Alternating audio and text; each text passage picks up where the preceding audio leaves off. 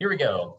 All right, I'm Casey Haynes. I'm with the Brattleboro Development Credit Corporation, one of the regional development corporations of Vermont.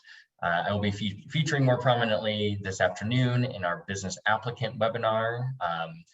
So for the moment, drop your questions in the chat as you have them. We'll come to them at the end. I'm going to turn it over to my colleague, Melissa Bounty. Good morning. Nice to see all of you. My name is Melissa Bounty, and I work with the Central Vermont Economic Development Corp. Together, Casey and I are the two statewide navigators for the RDCS portion of the Community Navigator Pilot Program. And a tiny bit of background on myself. I'm relatively new to this type of work, but I have 16 years of experience with book publishing and children's media rights licensing. So I'm very familiar with the work that a lot of you do and have worked with web developers and various providers of technical assistance throughout my career. So I'm extremely appreciative of all the different contributions that you all will be making to this program for the businesses that we're supporting. And I also have some insight into the challenges of the work that you do. So I'm really looking forward to collaborating with all of you on this project. So we're presenting today about the Community Navigator Pilot Program. And we are presenting to you just on one portion of this program, which is the Technical Assistance Program being implemented by the Regional Development Corporations of Vermont. This is a statewide contribution by the 12 RDCs of Vermont. Casey and I are here to represent just two of those statewide corporations, Central Vermont and Brattleboro, and we will be the two navigators. So although businesses and TA providers might be statewide, you'll either be working with myself or Casey on the project. A little bit more information on this program, which is implemented by the Vermont Small Business Development Center. The Vermont Small Business Development Center was one of 51 grantees who are part of the U.S.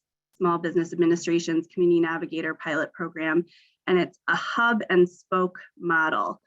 So we make up 2 of 9 spokes of this programming in Vermont, and I will show you who the other spokes are. The intention of the program is to build partnerships with trusted community-based organizations to reduce barriers for small businesses.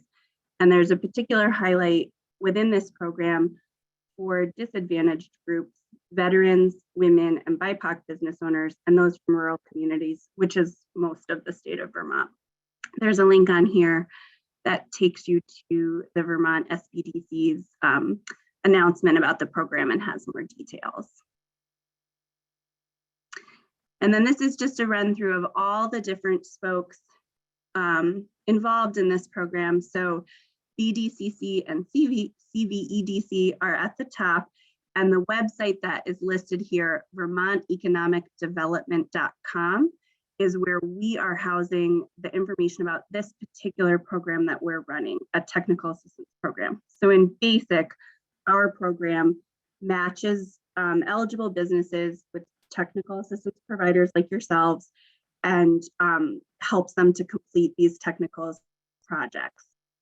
There are also offerings from Champlain Valley Office of Economic Opportunity, Financial Futures Program, Vermont Sustainable Jobs Fund, Center for Women in Enterprise, the Vermont Principals Association, Vermont Professionals of Color Network, and the Main Street Alliance.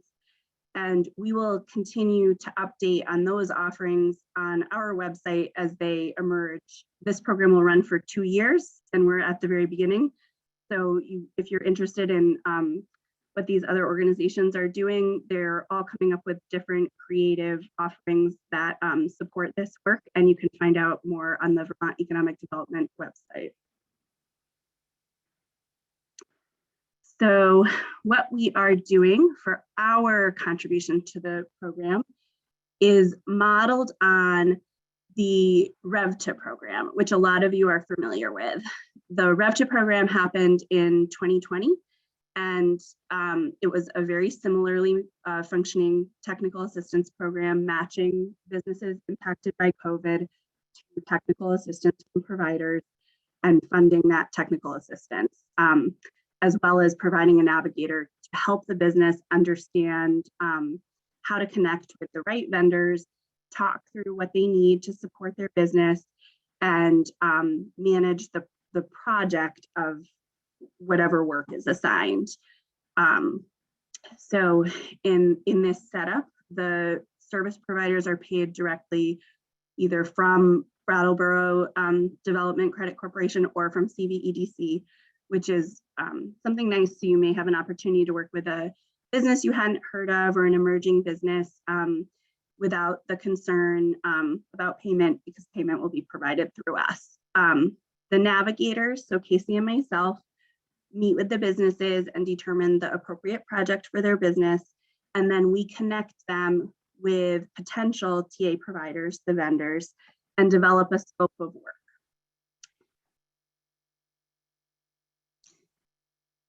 So this lists out eligibility to be a technical assistance provider within the program. And so just to be clear, a technical assistance provider is a business that is offering the technical assistance support. So you're coming in to actually do the work of this program. If you participated in RevTA, you had an automatic re-registration. If you didn't notice a series of emails, they might have gone to an outdated email address. Be in touch with us and we can see about reinstating your old registration. But most of the vendors who participated in RevTA have been turned back on in the system to show as vendors for this program.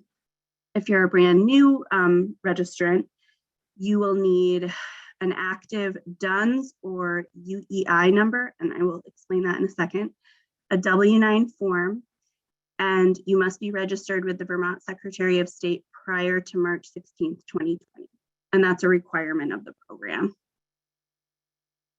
The registration link is also at the bottom, vermonteconomicdevelopment.com/CNPP.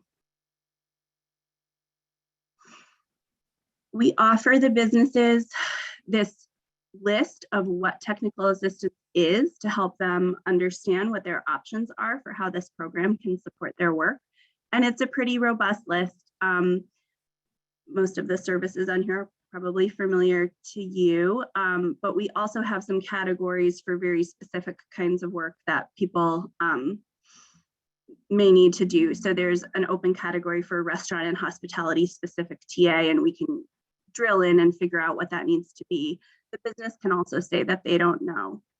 When the business comes to us, they have to pick from these categories, including they can pick, I don't know, but they don't have to know who their vendor will be or what their final project will be. That's the work of Casey and I to talk with the business and develop a basic plan for what they need ahead of the scope of work. This is a basic flow through of how the project works. So the business applies, and they apply on the same website, the vermonteconomicdevelopment.com. The application is reviewed, and that review happens by Casey and myself and other people that we work with. Navigator is assigned, either Casey or me, and we meet with the business first. So we immediately have a brief meeting with the business, and we talk through how COVID has impacted their business and what technical assistance would best support them right now. And we start to put together the basic parameters of what they're looking for. At that point, they will likely start to reach out to the TA vendors directly. And so some of the businesses haven't done something like this before. They haven't reached out to an outside firm to discuss developing a website. And so it may be new to them. So feel free to reach out to us as you hear from businesses if you have questions about what the business is asking you. But we do leave it to the business to start the conversation. And the hope of this program is that the businesses get more comfortable, if they aren't already, with talking to TA vendors, and that this program helps start relationships that might go into the future. After the TA vendor is connected with the business and we all decide that that vendor is going to do the project, a scope of work, which is a formal document describing what the project will be and what its milestones will be, with the cost included, is created with the navigator.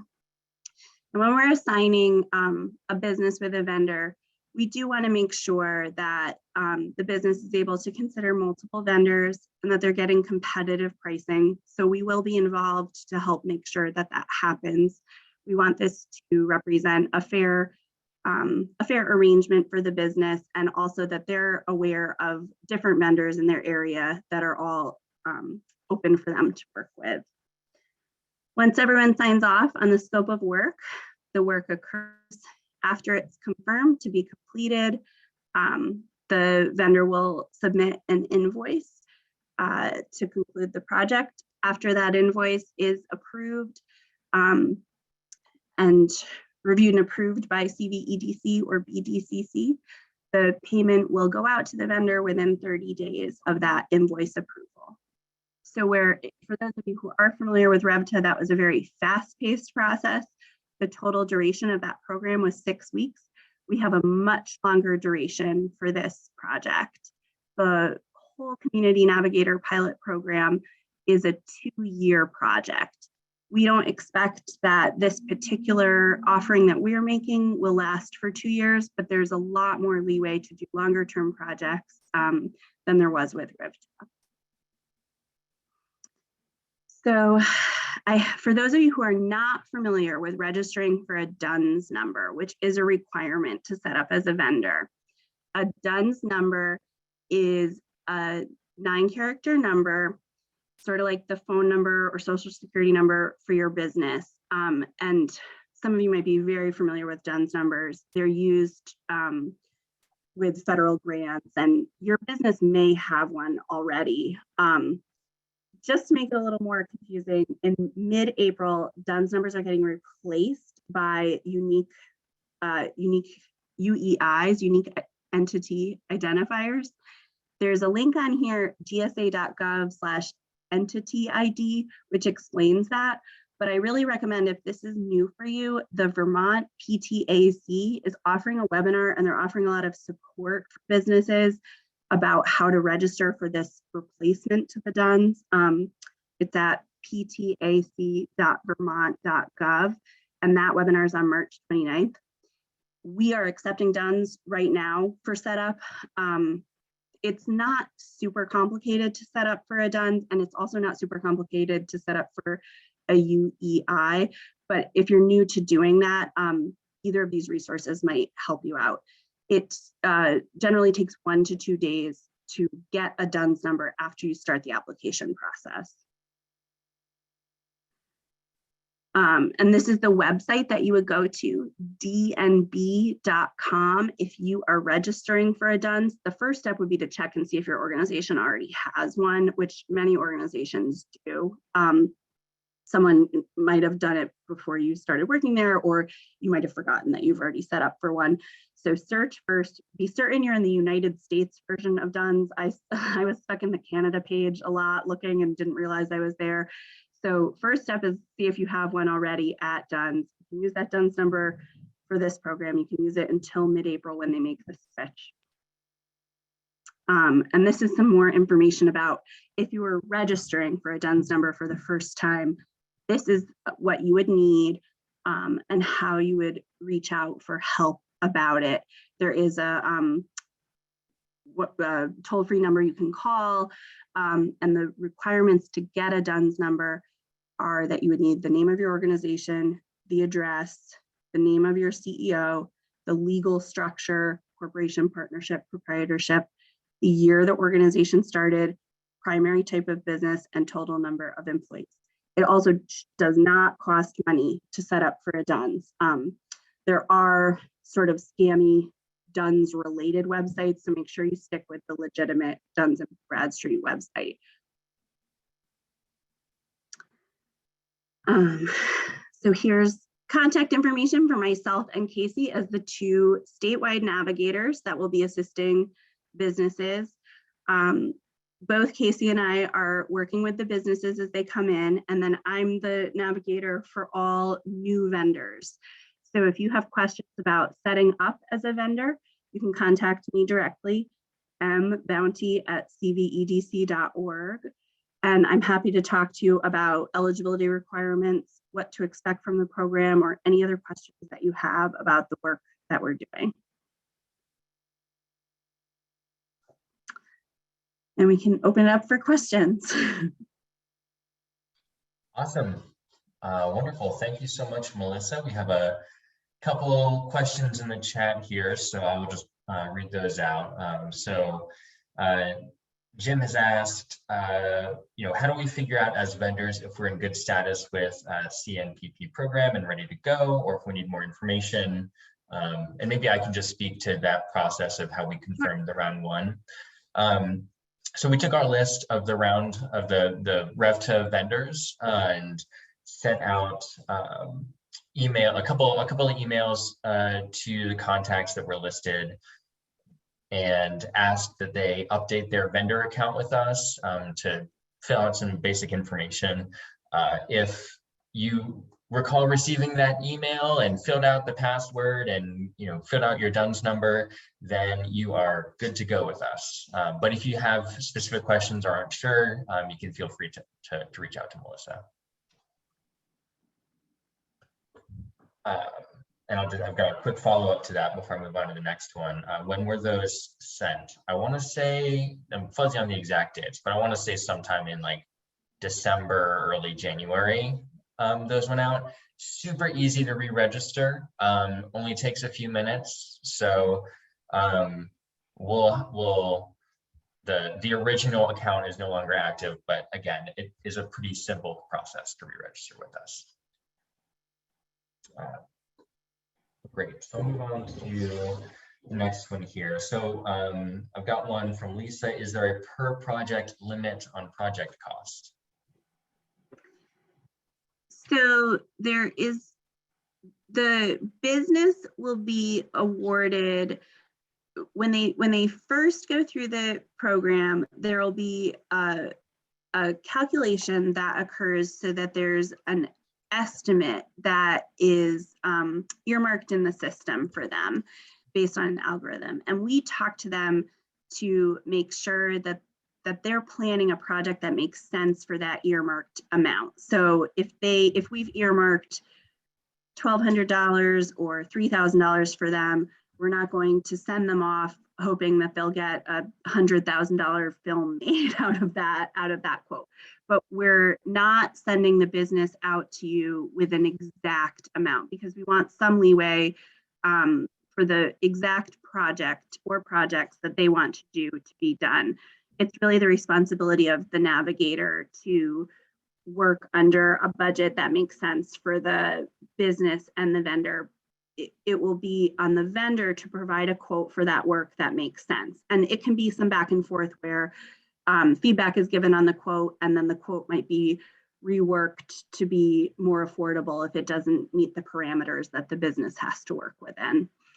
So there won't be an exact cap for the projects, and there won't be an exact amount given. It's really meant to be more of a conversation to get to the right place for the business and the right place for what the vendor can provide.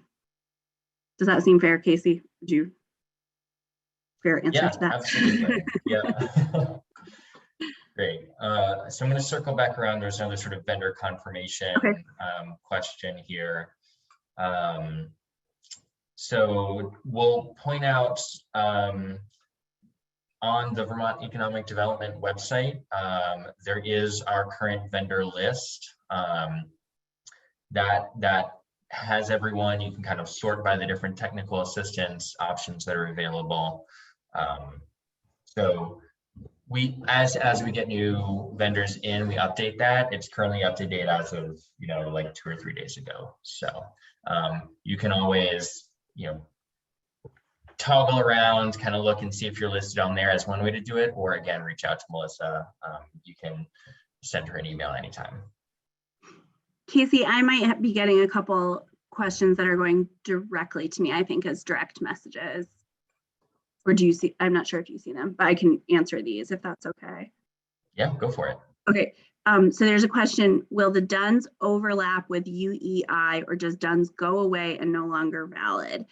So if you have a DUNS number right now, it's being it has already been automatically assigned a UEI number, and that link, you can get it from, I'll go back a slide just to show you guys that link again.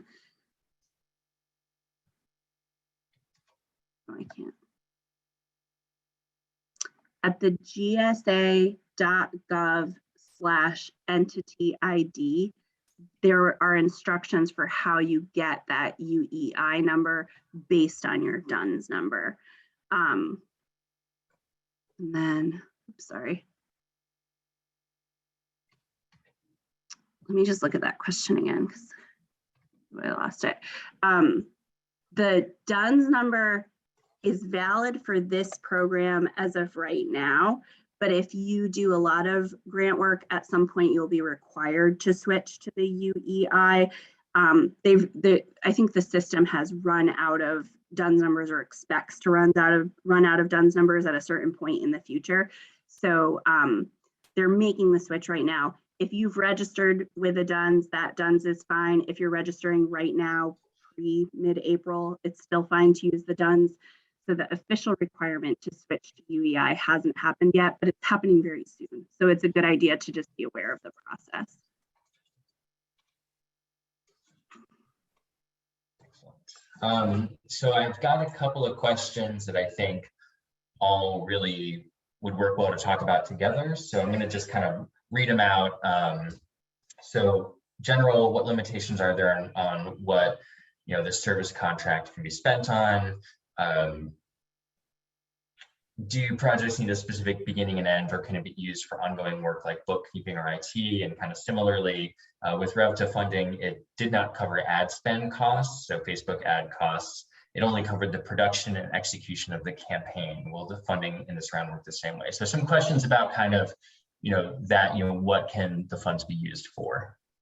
Okay, so the projects will have identified start and stop times, but they can be in the future. So we've spoken already with some businesses that that are interested in photography, but it has to happen in the summer. That's fine. As I mentioned, this is a 2-year program, so we can set dates that are in the future.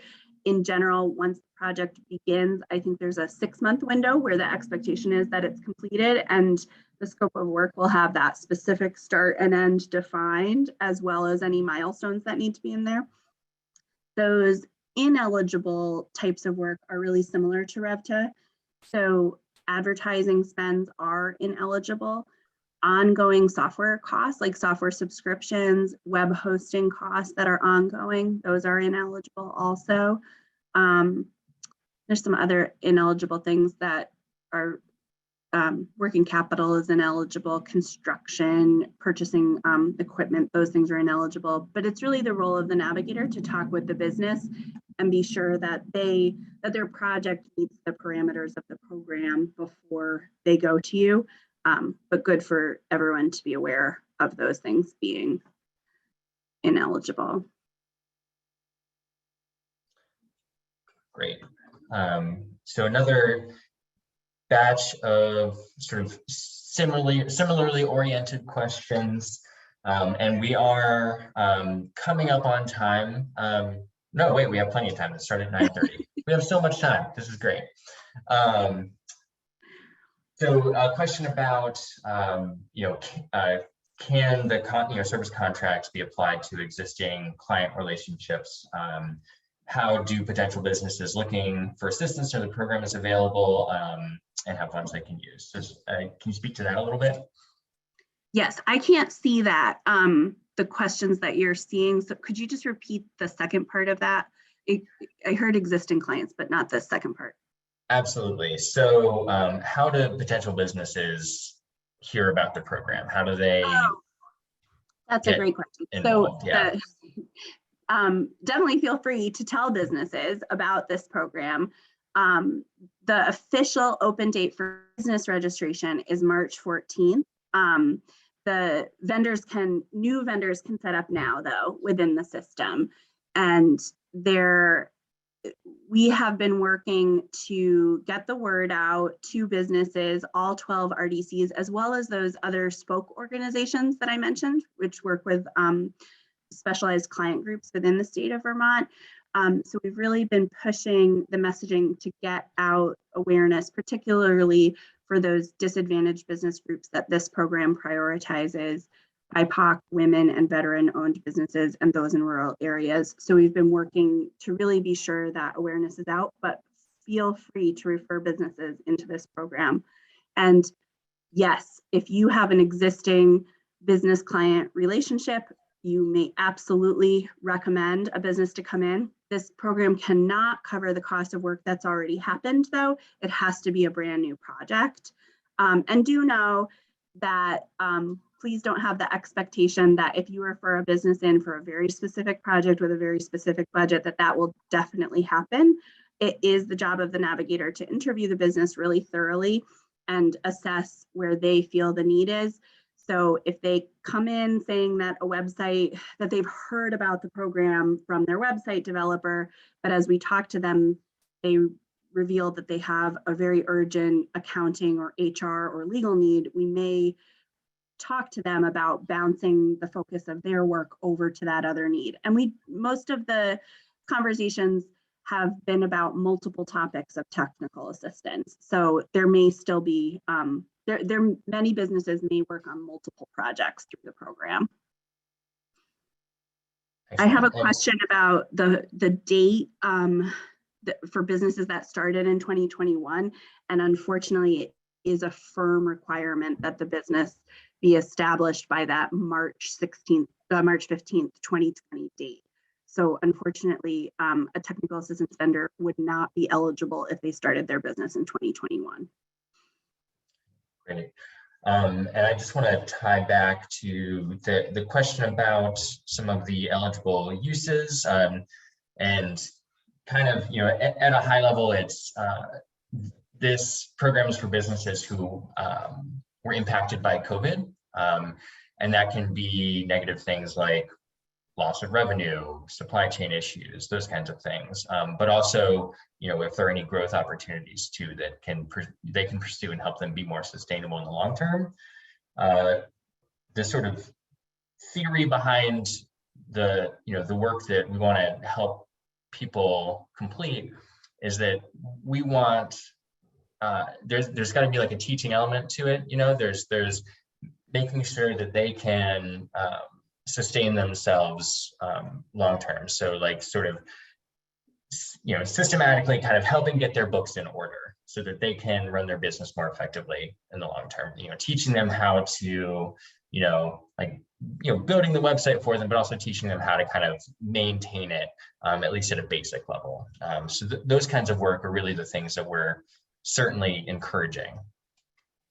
I have a question here. Do businesses interested in assistance have to prove they need help because of COVID specifically? And that's a good question. Casey's presentation later today will go through, it's at 4:30 today. We'll go through all of the eligibility requirements for a business. And in the application, they do, in order to be eligible for this program, they do need to speak to a COVID impact on their business. It doesn't necessarily need to be an exact dollar amount that they lost during COVID. We've spoken with a number of businesses who have had increased costs, supply chain issues, other types of COVID issues than just a direct revenue loss, but they do need to have a COVID impact that this program is helping to support.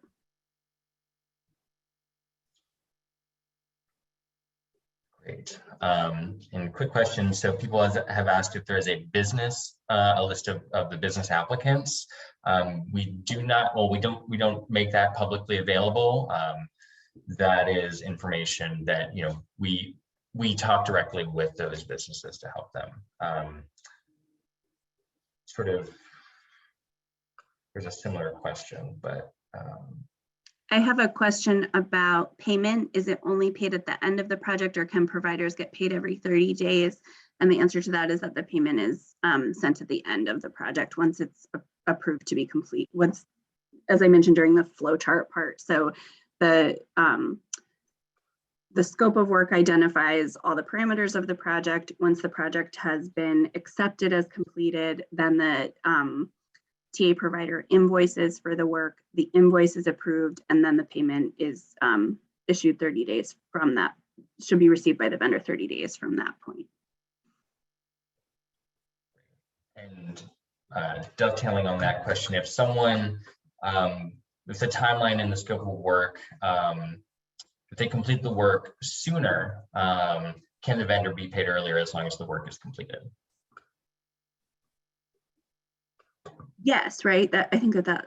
I believe that's the case. Yes. I believe that's the case. Yep. Great. And again, I'm getting a fair few number of questions about people, either not seeing themselves listed on the site, or questions about their status. Again, I would reach out to Melissa and be patient with her as she answers your questions, certainly, but she can definitely help you out, make sure that you're all set.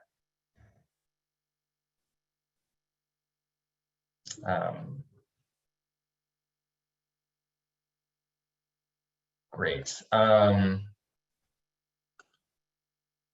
So we had a question about security. There's like social security numbers and W-9 forms and things like that. The system that we use, Cognito, is the form submission system, and my understanding of it is that it's actually quite secure. So that's something that I don't think you need to worry too much about. Nothing's going through email. And there is encryption. I saw that on there. It's encrypted. Yeah. I have a question. Do you have a template for this scope of work? And the navigator will be involved in creating that scope of work. So it's not something that TA vendors need to worry about fitting exactly to right now at this point. Great. Question. Can nonprofit organizations receive technical assistance? Yes, although there are cases where they're not eligible. So I would, I've spoken with a number of nonprofit organizations because there are a lot of technical assistance programs that specifically won't work with nonprofits. And because we're open to it, I've spoken with a number of nonprofits. Maybe about a quarter of them have wound up being eligible. So reach out to us if you have a nonprofit organization. The COVID need needs to be able to be demonstrated, and the criteria are similar for the businesses. So those boxes have to be checked off, but they're not specifically ineligible. Great. Can a vendor also apply as a business applicant for this program? Yes, and that's happened a lot. We have a lot of interest in that. There is no reason, well, as long as you're eligible under the business requirements, there's no reason. You are also a business who probably was also impacted by COVID. So definitely, we definitely have several businesses that are set up as vendors and are also interested in applying to be businesses. Great. And if you have questions about that, obviously you can tune in this afternoon. A lot of those eligibility for the business applicants, a lot of that information is on that Vermont Economic Development website.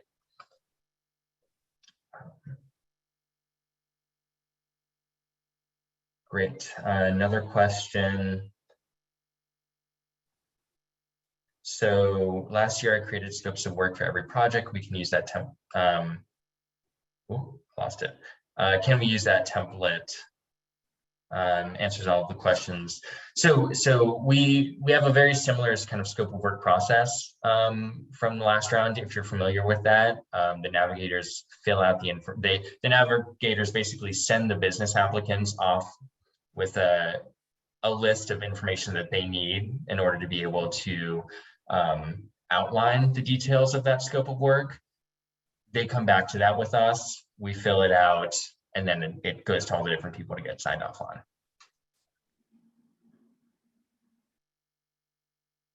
Great. Another question. I wondered if TA vendors can work with businesses outside of their county? Oh, yes, definitely.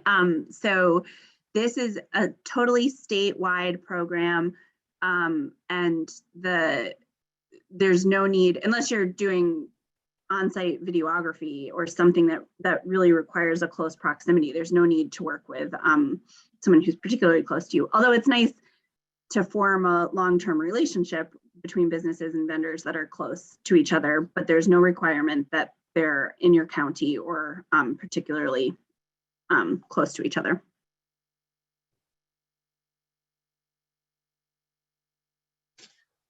All right, great. If a business received PPP funds, is it automatically eligible as a COVID impacted business? No, the receiving other COVID funds doesn't make you ineligible. You can still apply to this program, but it's not, there's a COVID statement that has to be made by the business, and that is, it's short. I mean, they don't need to do more than a few sentences, but they have to put it in their own words, and simply receiving PPP would not be significant enough. They have to make a statement as to how COVID impacted what they do at their business. I have a question. If the program will,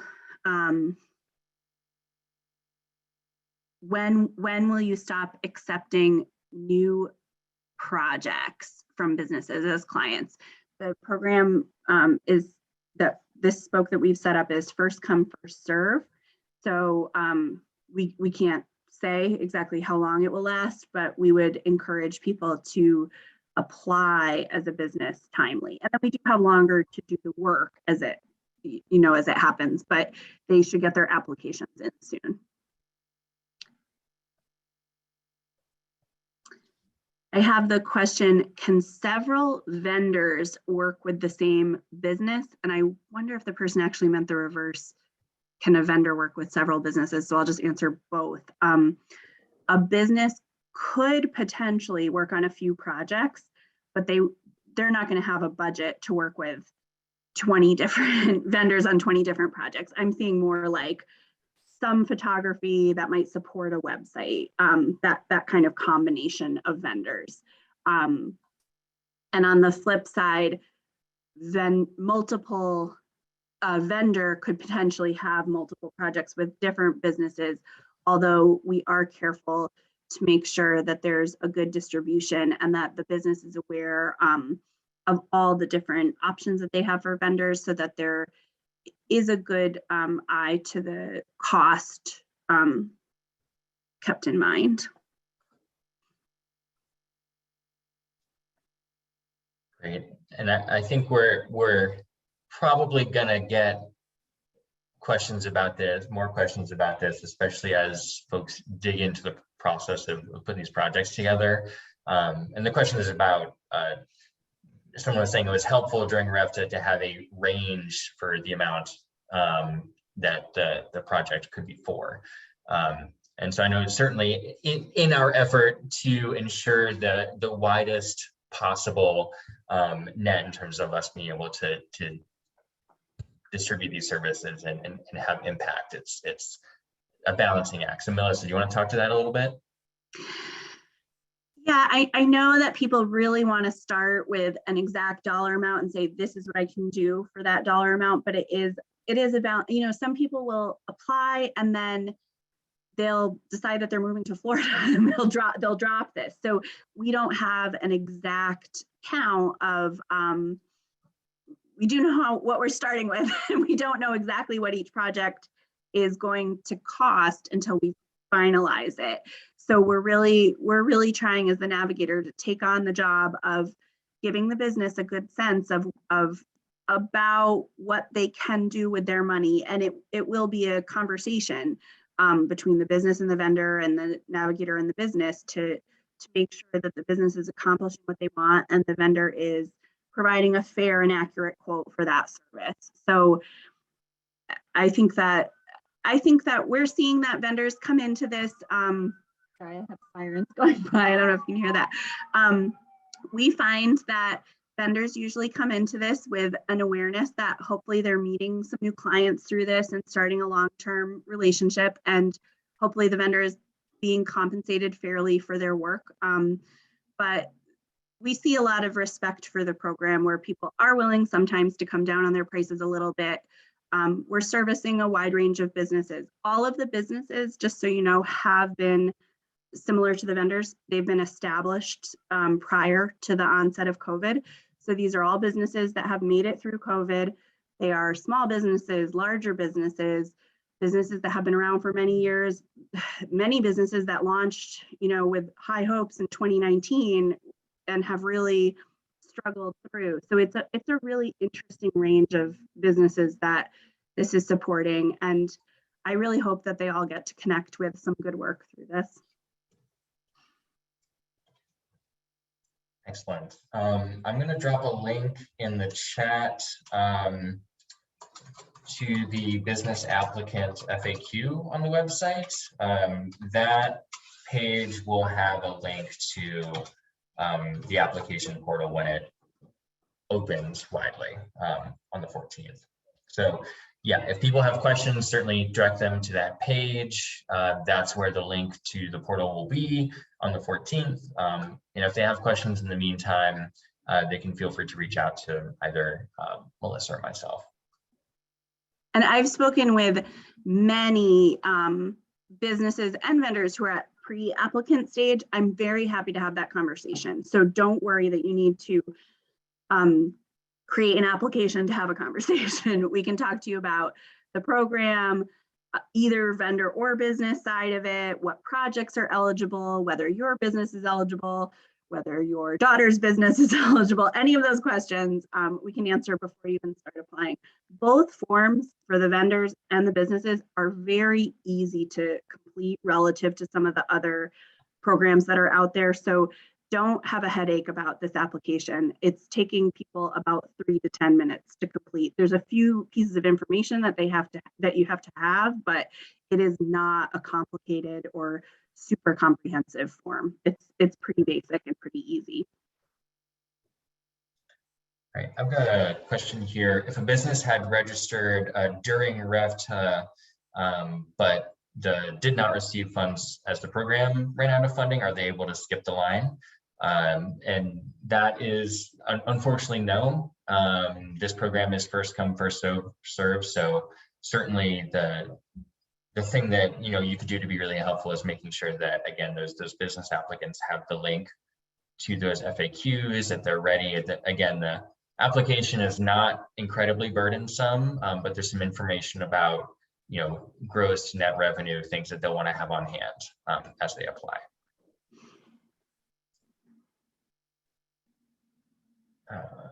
Great. So had a few notes about sort of socializing some of the vendor services with us, the navigators. And for anyone that hasn't applied already, certainly, or registered as a vendor, you have the opportunity to talk a little bit about your services in there. Obviously, it's a form, so you're kind of limited in how much you can talk about it. And this is sort of me speaking personally here. I love hearing about the different services that are offered.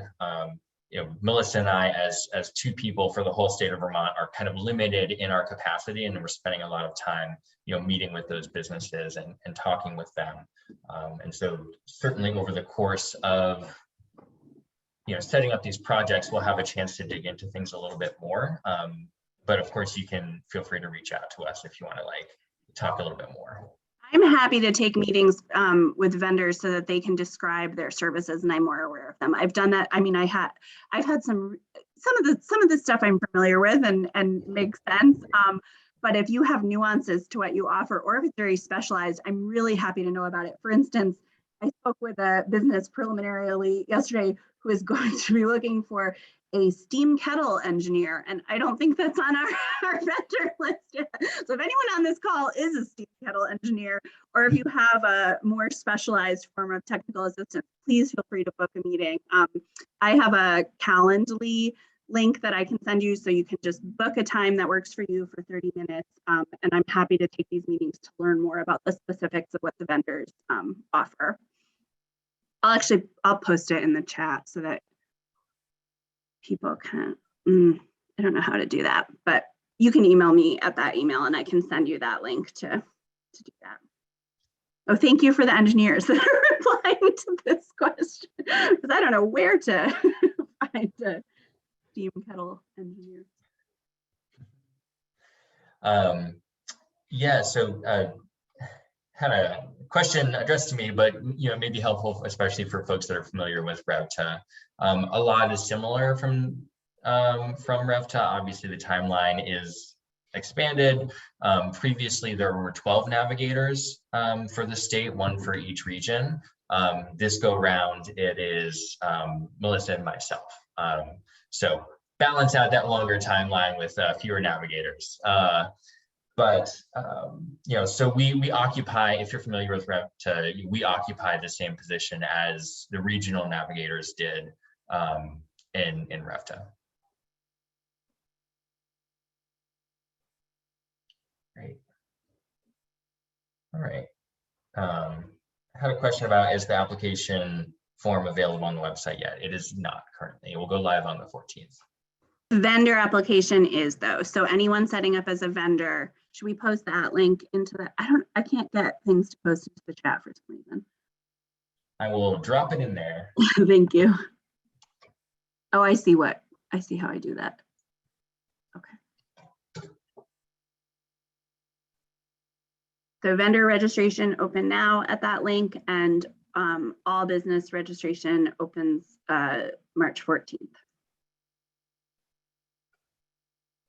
Great. And it will be at vermonteconomicdevelopment.com. Yep. All right. It looks like we are, I apologize if I happen to miss any questions in the chat here. There's a period of time where it's coming in hot and fast. So if I missed it, apologies. Feel free to, we can maybe try and squeeze it in the last minute or two here. Otherwise, feel free to email us with any questions. And all right, not seeing anything immediately, so we will wrap up just a little bit early then. Thank you all so much for coming to today's webinar. The recordings will go on the website as well as the slides from Melissa's presentation. And we're going to be updating the FAQs with some of these great questions that have come out of this. So really, really appreciate your participation, and we look forward to working with you. Thank you so much. Thank you, everybody. All right. Take care. Bye.